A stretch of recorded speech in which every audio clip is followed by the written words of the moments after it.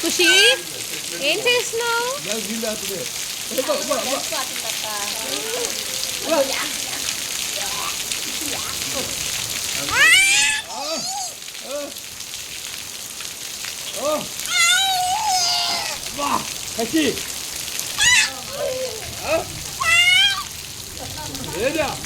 Album ఆ room లో పెట్టి తలుపేశాను మా అమ్మ.